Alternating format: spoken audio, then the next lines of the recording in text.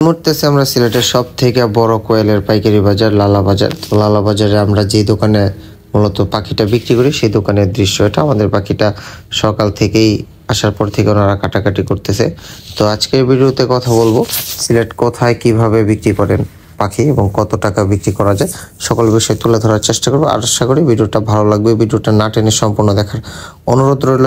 এই ভিডিওতে দেখতে পারবেন আপনারা সিলেট পাখি কোথায় বিক্রি হয়, কিভাবে বিক্রি হয়, কত টাকা পিস বিক্রি হয়, সবকিছুই দেখা যাবে। আসসালামু আলাইকুম, সবাই কেমন আছেন? আশা করি সবাই ভালো আছেন। যে যেখান থেকে আমার ভিডিওটা প্লে করছেন সবাইকে জানাই অসংখ্য ধন্যবাদ। আমার ভিডিওটা প্লে করার জন্য এই মুহূর্তে আমরা চলে যাচ্ছি সিলেটের উদ্দেশ্যে। প্রথম গন্তব্যস্থল হচ্ছে আমাদের চট্টগ্রাম। আমরা চট্টগ্রাম যাব, গাড়ি ভর্তি ক্যারেট নিয়ে রওনা হয়ে গেছি চট্টগ্রামের উদ্দেশ্যে। চট্টগ্রাম গিয়ে আমরা রিজেক্ট পাখি নিব এবং রিজেক্ট পাখি নিয়ে সরাসরি চলে যাব সিলেট। এবং সিলেট কোথায় বিক্রি করি, কিভাবে বিক্রি করি, কত টাকা বিক্রি করি, সম্পূর্ণ বিষয়টা তুলে ধরার চেষ্টা করবো আজকের ভিডিওতে। এই মুহূর্তে আছি আমরা মুরগাপাড়া। যেহেতু আমাদের বাসা নরসিংদী থেকে চট্টগ্রাম যেতে হলে আমাদের মুরগাপাড় হয়ে যেতে হবে এবং মুরগাপাড়ে প্রচুর জ্যাম, যার কারণে আমাদের বিরক্তিকর একটা অবস্থা।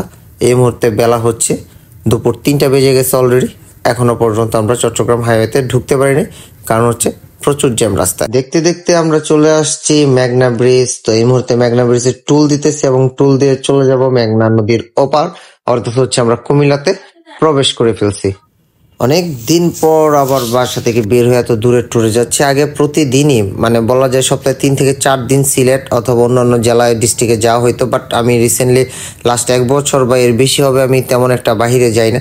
তো এই বছর প্রায় 9 মাস পর যাচ্ছি সিলেট, তাও আবার ফেনী হয়ে তারপর যাব সিলেট।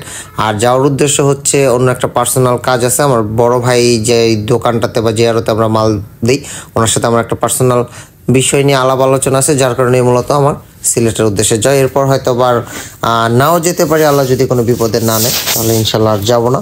তো ভিডিওর সাথে থাকবেন আপনারা। বর্তমানে আছি আমরা মেঘনা ব্রিজের। সকাল সকাল এরকম একটা দৃশ্য দেখা আসলেই খুব সৌভাগ্যের ব্যাপার। খুব ভালো লাগে এরকম দৃশ্যগুলো দেখতে। প্রায় 4 ঘন্টা গাড়ি চালানোর পর এখন প্রায় সন্ধ্যা 7টা বেজে গেছে। বাট এখনো পর্যন্ত আমরা দুপুরের খাবার খেতে পারি নাই, কারণ আমাদের হাতে সময় কম ছিল। যেহেতু আমরা সিলেট যাব, চট্টগ্রাম হয়ে যাওয়ার অবশেষে আমরা গাড়ি ব্রেক করলাম এবং খাবার গ্রহণ করার জন্য জায়গা খুঁজতেছি। কি এই মুহূর্তে কিন্তু আমরা চলে আসছি সেই কাঙ্ক্ষিত খামারে, যে খামার থেকে আমরা রিজেক্ট বলবো।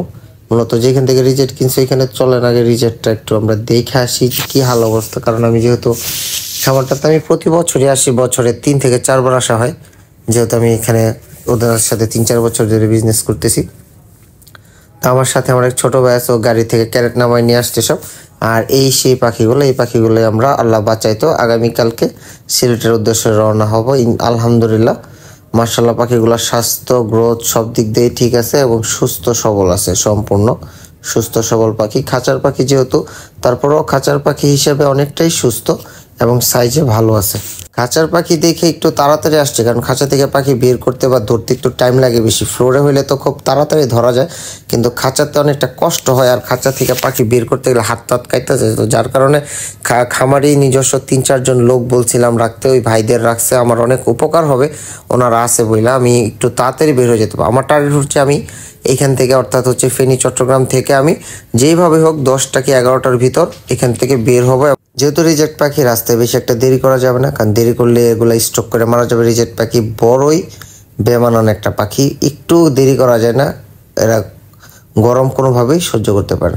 তো অলরেডি আমার পাখি কিন্তু গোনা স্টার্ট হয়ে গেছে। আমি ক্যারেটগুলোতে 25 পিস করে নেব এবং এক একটা বান্ডেলে 100 পিস করে ধরবো, কারণ 100 পিসের উপরে যদি বান্ডেল হয় আমাদের জন্য খুব কষ্ট হয়ে যাবে পরিবহন করাটা একজনের পক্ষে। অর্থাৎ হচ্ছে খামার থেকে গাড়ি পর্যন্ত নিয়ে যাওয়াটা কষ্ট হয়ে যাবে, কারণ একটা পাখির ওয়েট আছে মাশাআল্লাহ 150 থেকে 200 গ্রাম পর্যন্ত আপনারা ভিডিওতে দেখতেছেন। পাখির যেহেতু ওয়েট ভালো, তাই আমরা অল্প পরিসরে প্যাকেটিং করতেছি 100 পিস করে।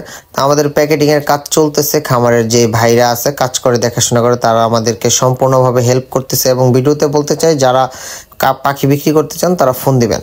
আমাদের পাখি কিন্তু অলরেডি ভরা শেষ হয়ে গেছে। এখন রাত বাজে প্রায় 11টা। তো এখন আমরা লোডিং দিব এবং গাড়িতে লোড দেওয়ার আগে দেখে নিতেছি, ঘুরে ফেলতেছি যে কতগুলো পাখি হয়েছে। আমরা পাখি পাইছি এখানে 2700 পিস। তো আমাদের ক্যারেট আরও ছিল, পাখি শর্ট পড়ে গেছে। আমরা গাড়ি ভরে ক্যারেট নিয়ে আসছিলাম। আমরা 3500 পাখি ধারণ ক্ষমতা সম্পন্ন ক্যারেট নিয়ে আসছিল। তো আমাদের পাখি এখানে গোনা শেষ। প্রত্যেকটা বান্ডেলে 100 করে পাখি আছে। আলহামদুলিল্লাহ সবকিছু ঠিক থাকলে সকালে দেখা হবে আপনাদের সাথে সিলেটে। এখন হচ্ছে আমরা পাখিটা লোড করব গাড়িতে। তো কিভাবে লোড করি সেটা দেখেন। অনেকেই পাখি ঠিকভাবে লোড দিতে পারে না, যার কারণে পাখি পরিবহনের সময় অনেক পাখি মারা যায়। তো পাখি যখন আপনারা লোড করবেন গাড়িতে, তখন ক্যারেটের মাঝখানে অবশ্যই ফাঁকা রেখে তারপরে লোড করবেন। আপনি দেখতেছেন ক্যারেটের মাঝখানে আমার দেখা যায় যে প্রত্যেকটা ক্যারেটের মাঝখানে 5 থেকে 6 ইঞ্চি গ্যাপ থাকে, এবং চেষ্টা করবেন দুই পাশ দিয়ে মিলিয়ে দিয়ে মাঝ বরাবর একটা গ্যাপ রাখার জন্য, যেন বাতাস ঢোকে। বিশেষ করে রিজেক্ট পাখি অথবা ডিমের রানিং পাখিগুলো যখন পরিবহন করবেন আপনারা, তখন এই বিষয়টা খেয়াল রাখবেন। না হলে অনেক সময় পরিবহনের মধ্যে অনেক পাখি মারা যায়, যার কারণে পরবর্তীতে লসের সম্মুখীন হতে হয় ক্রেতা এবং বিক্রেতা উভয়কেই। এই লসটা যেন না হয় সেই জন্যই আমরা যখন পাখি পরিবহন করব এই বিষয়গুলো খেয়াল রাখবো। সবাই আমরা খামার থেকে যখন পাখি বিক্রি করে ফেলি তখন এই বিষয়টা খেয়াল রাখবো এবং আমরা এইভাবে পরিবহন করব। তো আমার পাখি কিন্তু অলরেডি ভরা শেষ, রাত বাজে এখন প্রায় 12টা বেজে গেছে আমার পাখি ধরা শেষ করতে করতে। তো এখন শুধু আমরা এখান থেকে বের হব এবং আল্লাহর নামে সিলেটের উদ্দেশ্যে রওনা হয়ে যাব। রাত বাজে এখন 2টা, এই মুহূর্তে আছি আমরা কুমিল্লা বিশ্ব রোড, এবং কুমিল্লা বিশ্ব রোড এখানে খাবার খাওয়ার জন্য জায়গা খুঁজতেছি, কারণ এখনো আমাদের রাতের খাবার হয় না। অবশেষে আমরা আছি সিলেট শায়েস্তাগঞ্জ, এবং এইখানে একটা হোটেল আছে বিসমিল্লাহ হোটেল। তো এই হোটেলটাতে কম বেশি প্রায় খাওয়া হয়, কারণ এই হোটেলের খাবারটা অন্যান্য হোটেলের তুলনায় গুণগত মান ভালো। এই হোটেলে খাবার খেয়ে আবার রওনা দিব ইনশাল্লাহ সিলেটের উদ্দেশ্যে। তো আগেই চেক করে দেখে নিতেছি গাড়ির কি হাল অবস্থা আছে। তো পাখি নিয়ে আলহামদুলিল্লাহ চলে আসছি সিলেট শহরে। এখন থেকে সর্বোচ্চ আর 10 মিনিট লাগবে আমাদের বাজারে পৌঁছাই। সিলেটের এই বাজারটা কিন্তু শুরু হয়ে যায় সকাল 7টা থেকে 10টা পর্যন্ত, কারণ 10টার পরে এই রোডে কোনোভাবেই গাড়ি রাখা যায় না। পুলিশের সমস্যা, যানবাহনের সমস্যা, এবং পথচারী প্লাস হচ্ছে যারা সিলেট ঘুরতে আসে ওই পর্যটকের সমস্যা, সব সমস্যা মিলে 10টার আগেই আমাদের বাজার থেকে বের হয়ে আসতে হবে। এই মুহূর্তে আমরা ঢুকতেছি বাজারে, যে মেন রাস্তা এটাই হচ্ছে মূলত সেই বাজার, যেই বাজারে সকল পাখি এবং মুরগির পাইকারি ক্রয় বিক্রয় করা হয় সিলেটের মধ্যে। আর অনেকগুলা দোকান আছে, অনেকগুলা পার্ট আছে। তো আমরা মূলত এই জায়গাটাতেই পাখি বিক্রি করে থাকি। তো আমার গাড়ি চলে আসছে, আমি আগে গাড়ি থেকে নামলাম, পরিবেশটা দেখলাম, কারণ দীর্ঘ 9 মাস পর আমি আজকে সিলেট আসলাম। তো গাড়ি থেকে আমাদের সকল পাখিগুলো নামানো শেষ, কারণ যেহেতু রিজেক্ট পাখি গাড়িতে রাখা যাবে না, আর গাড়িটা এই রাস্তায় রাখা যাবে না, যার কারণে মাল নিচে নামায় রেখে আমরা গাড়িটা বিদায় করে দিছি।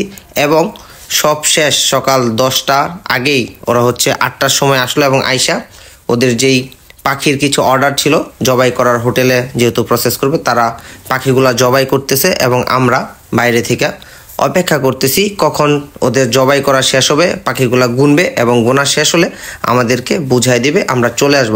পাখিগুলা কিন্তু অনেক ডিম দিছে, কিন্তু ডিমগুলো ওরা রেখে দিবে। তো এইখানে দেখেন পাখিগুলা জবাই করে রাখছে, এবং এখনো পর্যন্ত জবাই চলতেছে। প্রায় ওরা 1800 পাখি জবাই করবে, এবং বাকি পাখিগুলা ওরা বিভিন্ন দোকানে হোলসেলে বিক্রি করবে, কারণ এরা হচ্ছে সম্পূর্ণ হোলসেলার। যারা সিলেট পাখি নিয়ে আসবেন আসতে পারেন ওনাদের দোকানে। ওনাদের দোকানের নাম হচ্ছে সিলেট মাহাদি পোল্ট্রি। এখানে আসবেন, টাকা পয়সা নিয়ে কোনো ঝামেলা নাই ইনশাল্লাহ। ভাইদের সাথে আমার অনেক দিনের সম্পর্ক, ভাইরা অনেক ভালো। যারা সিলেটে পাখি নিয়ে আসতে চান লালবাজারে আসবেন, মাহাদি ভাইয়ের নাম বলে যে কেউ দেখাই দিবে দোকানটা। ভালো থাকবেন, চলে যাচ্ছি ইনশাল্লাহ। দেখা হবে আবার নতুন কোনো ভিডিওতে, নতুন কোনো পাখি নিয়ে।